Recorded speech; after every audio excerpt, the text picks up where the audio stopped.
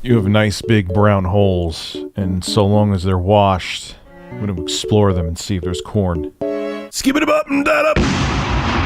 Hey everybody, your favorite man with an ass is now on Cameo. You could get your own personalized video message sent directly from me to you. Link to my Cameo below in the description. I look forward to seeing you there. Hey Barnacules Nerdgasm! Yeah, you didn't know this, but G4 TV came back! And now it's basically dead again. It's dead. It's dead. It's over. So for anyone who is excited for G4 TV, all one of you, I'm sorry to disappoint you. The reboot was not a success. It was a failure to launch. I'm shocked. Well, look, all kidding aside and me being a prick aside, I don't like seeing people lose their jobs, and G4 TV just had massive layoffs, 20 to 30 people. Now, Frosk, you remember the infamous rant from Indiana Black about sexism in gaming. After the layoffs, instead of showing empathy that her colleagues are no longer going to have a job, this is the tweet that she put up. Okay, we know the whole backstory to G4. I'm not going into it now. If you want to know the backstory, check out my video, G4 TV is dead. You could learn the history, but this is the tweet that she put up.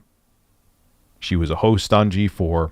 She was the one who, a lot of people are saying she's the sole reason that G4 TV has went downhill.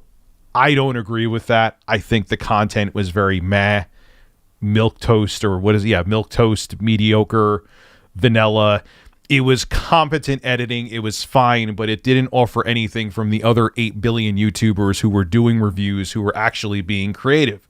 It was competent, clean editing that offered nothing in 2022 that you can't get from a billion different YouTubers. But her rant didn't help.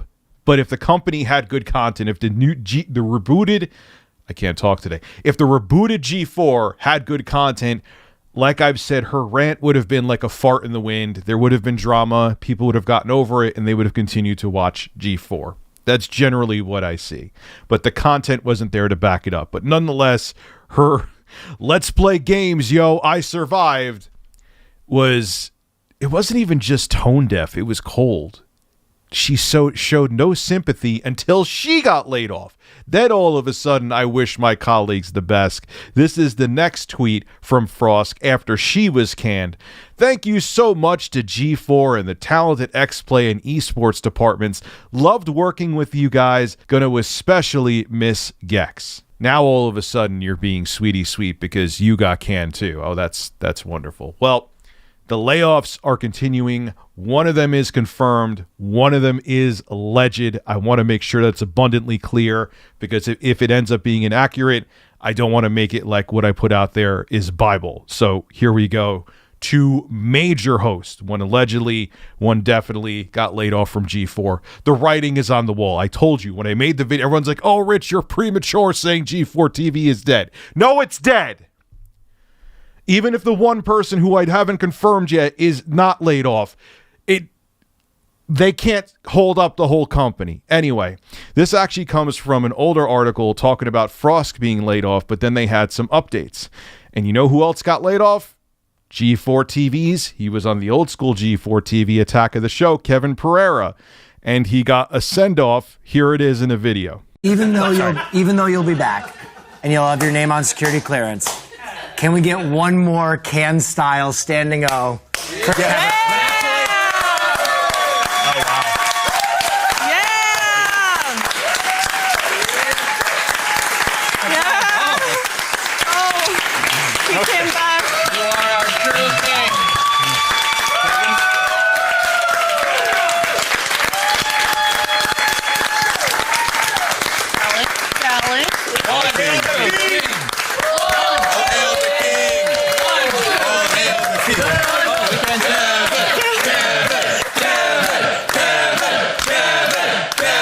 But here is the banger of layoffs or someone who left the company.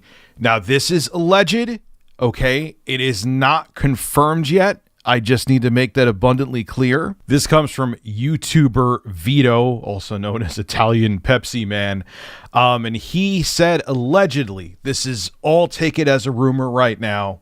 Nothing's confirmed yet, and I'm sure that G4 is trying to hold this back, because once this is known, it's the dominoes are definitely going to not stop falling. That Adam Sessler has left. He has left G4. That was like their biggest selling point beyond Kevin Pereira, to have Adam Sessler back on G4, and he's gone. Now, what I'm hearing too is that there's some kind of family medical issues going on, and if that's the case, I wish Adam the best. I wouldn't wish family issues or family health issues on anybody. I've been there. I've been through it, and it's torturous, and I genuinely do feel bad for him if that's the case. But do I really? What I feel is that G4 is dead, and Adam's just like, yeah, this ship is sinking. I'm gone. That's really what it comes down to. So with Adam almost guaranteed to be out the door, it's still a rumor at this point. Kevin Pereira being confirmed to be gone. Frost is gone. The writing is on the wall. I mean, that's why when I made the title for my previous video that G4 TV is dead, it wasn't clickbait. It's dead. I've talked about this before, and I'm going to wrap it up in a nice, neat little package so I'm not regurgitating to death here, is that you need to stop trying to sell nostalgia. It doesn't work. It works only so far, and then once people are over the nostalgia and they're in their 40s and they're no longer in their late teens and early 20s watching G4, it's like, all right, man, this is offering something no different than when I used to have time to watch it back in 2003. And yeah, I still game, but, you know, I got kids to take care of. I got a job to do. I got a billion other things to do. Like, if there was something good here, maybe I'd watch more, but I don't have enough time, and this is offering me nothing different. If anything, the content's a step back in quality from what it was when the original G4 was around. And plus, you don't have Olivia Munn anymore. You don't have Morgan Webb. You're going back to the Tech TV days, Leo Laporte, Kevin Rose, Alex Albright, Patrick Norton. How the hell could I forget about Patrick Norton? I had a brain fart there. All those legends. Like, it's just not the same, and just slapping a name on a different product, which is what they did with G4. It wasn't the same G4. I don't care if Adam Sessler and Kevin Pereira were back. It's not the same company. It's not the same people. It was the collective of people that made G4 what it was. And like I've said before, let's keep it real.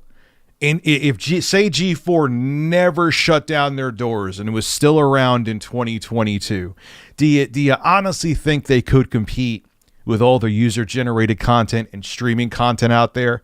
No, it's just not realistic. Frost, sexism rant or not, this was the inevitable demise of G4. You can't just have nostalgia make a company successful. There has to be a good product to back it up. And the product that G4 was offering was mediocre. It's that simple. This is Rich of Review Tech USA signing out. Have a good one.